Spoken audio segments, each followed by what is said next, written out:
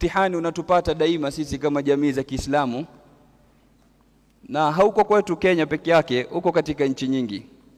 Mtihani wenyewe ni maswali ambayo kwamba mara nyingi watu hujiuliza, hivi siku ya Arafa ni siku gani haswa?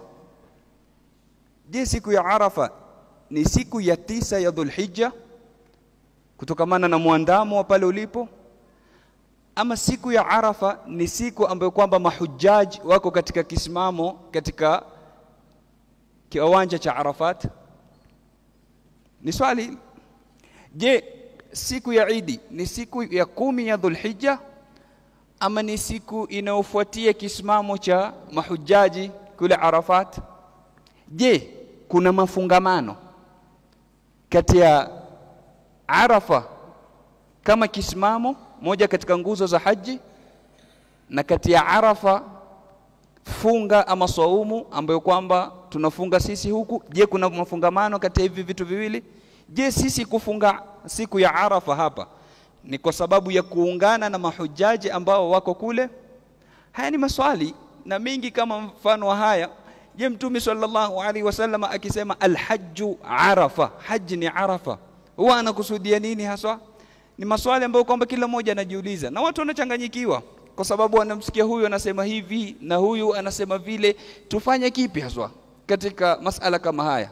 Mtume sallallahu alaihi wasallam kama kudwa yetu, kama kiigizo chetu, ametuachia mfumo gani?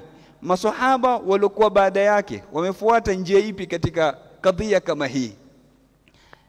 Kwa hivyo napenda muniazime kwanza masikizi ya nyoyo zenu kabla masikizi ya vichwa vyenu. Napenda unisikize kwa kutaka kutambua masala yalivyo, sio kwa kutaka nakdi na kujibu na kutoa hoja. Sababu tatizo letu mara nyingi sisi tunasikiza, lakini kusikiza kwetu nitamjibu vipi, nitaivunja vipi hoja yake? Usinisikize kwa sikizo hilo. Ukiwa una hoja baadaye unataka kujibu, khair wa baraka, hamna neno. Tutakaa tutayajadili masala katika meza ya elimu, lakini nisikilize kwa sikio la moyo la kutaka kujua usawa uko wapi, na inshallah Mwenyezi Mungu Subhanahu wa Ta'ala tujalie sote tuko katika usawa. Na nimebeba makaratasi, najua pengine ni jipya hili, pengine hamjanizoea kusimama hapa na makaratasi. Nimebeba makaratasi kwa sababu kuna masail muhimu nataka niyasome, na yeyote ambaye kwamba atataka uthibitisho atanifuata baada ya swala ili nipate kumuonesha, nisiambiwe kuwa natoa mambo katika kichwa changu. Ikhwata al-iman wal islam, Mtume sallallahu alaihi wasallama alipohamia Madina hijra, Mtume sallallahu alaihi wasallama alipata maansar wana siku 2 wanafurahia ndani yake, siku za sherehe. Mtume sallallahu alaihi wasallam akawaambia Mwenyezi Mungu amewapa badali ya siku 2 hizo. Badali zenyewe ni nini? Akawaambia yaumul fitr na yaumul adha, siku ya fitr na siku ya adha. Ndio mwanzo kuwekwa sherehe ya Eid katika Uislamu. Baadhi ya maulama wasema Eid ilianza mwaka wa kwanza, wengine wasema ilianza mwaka wa pili, na kauli yenye nguvu ni kuwa Eid ilianza mwaka wa pili baada ya Mtume sallallahu alaihi wasallama kuhama na kugura Madina. Kwa nini kauli hii ina nguvu? Kwa sababu maulama wanasema Eid ya kwanza kusherehekea Mtume sallallahu alaihi wasallama ilikuwa ni Eidul Fitr, na Eidul Fitr huja baada ya Ramadhan, na Ramadhani imefaradhishwa mwaka wa pili wa hijra. Kwa hivyo madamu Ramadhani imefaradhishwa mwaka wa pili wa hijra na Eidul Fitr inakuja baada ya Ramadhani, ina maana Eid ya kwanza alokula Mtume sallallahu alaihi wasallam ilikuwa ni katika mwaka wa pili. Kwa hivyo Mtume sallallahu alaihi wasallam ama sharia ikatuwekea siku 2 hizi za furaha ambazo kwamba ni Eidul Fitr na Eidul Adha. Sharia ya Kiislamu imefungamanisha Eidul Fitri na kuisha Ramadhani. Mwezi wa Ramadhani uishe, uandame wa Shawwali, ndo Eidul Fitri imeingia. Kama vile sharia imefungamanisha Eidul Fitri na mwezi, vile vile sharia imefungamanisha Eidul Adha na mwezi.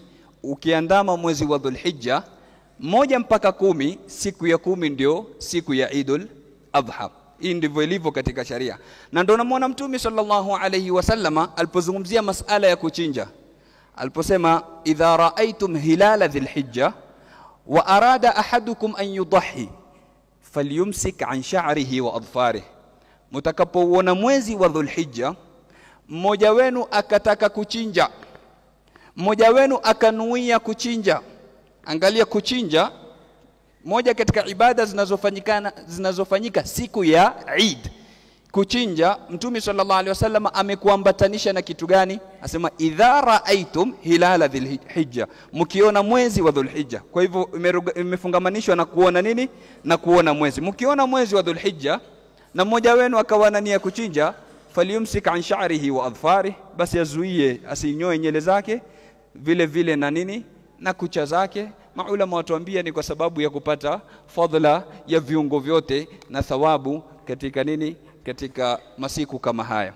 Kwa hivyo Mtume sallallahu alaihi wasallam amefungamanisha Eidul Fitr na mwezi, na vile vile amefungamanisha Eidul Adha na mwezi. Tayib, swala la kukhtalifiana matali' ya mwezi ni masala ambayo kwamba tushazungumza kabla ya hapo. Tukaeleza kuwa ikhtilafu al-matali' ipo, lakini izingatiwe isizingatiwe ndo kuna khilafu kati ya maulama. Na kauli yenye nguvu kama ilivyokuja katika sahihi ya Imam Muslim katika hadithi ya Quraib, kuwa maswahaba wenyewe walifanyia kazi kutofautiana miandamo. Watu wa Sham wakafunga siku yao na kula Eid siku yao, na watu wa Madina ama watu wa Hijazi huku Makka na Madina wakafunga siku nini tofauti na wakala Eid siku tofauti. Ipo katika sahih Muslim, na kazi hiyo imefanywa na nani?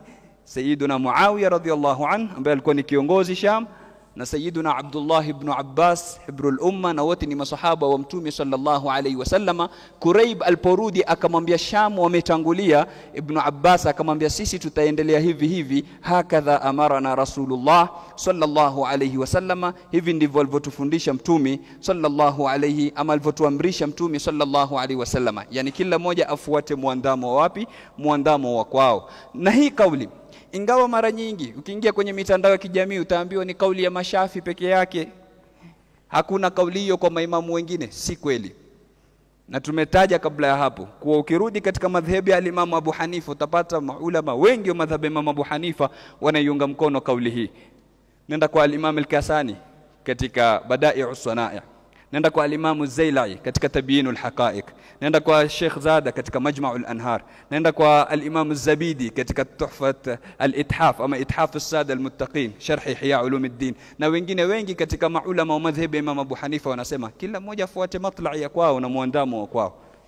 Ukitoka kwa Imam Abu Hanifa njoo kwa Imam Malik. Imam Malik utampata Ibn Rushd, utampata al-Imam al-Qurtubi, utampata Ibn Abdul Barr, utampata al-Imam al-Qarafi katika al-Furuq, na wengine wengi katika maulama wa madhhabu ya Imam Malik wanasema kila mmoja afuate kwao, kila mmoja afuate muandamo kwao. Ukija kwa al-Imam Shafi'i sihitaji hata kukunukulia, kwa sababu karibu wote wanakubaliana kuwa matla'i zinatofautiana. Ukirudi kwa Imam Ahmad ibn Hanbal, Imam Ahmad anasema muandamo ni mmoja, mwezi ukionekana popote watu wote wafuate. Lakini Sheikhul Islam Ibn Taymiyyah katika Majmu'ul Fatawa akaja kusema kuwa kauli ya Imam Ahmad inakusudia miji ya karibu ama miji ya mbali, matla' zinatofautiana. Kwa hivyo kauli aliyoipitisha Sheikhul Islam Ibn Taymiyyah ni kwa miandamo ikiwa ni mbali ama miji ikiwa ni mbali, kila moja afuate muandamo na mwezi wa kwao. Hii masala ambayo kwamba tushazungumzia, hatuna sio maudhui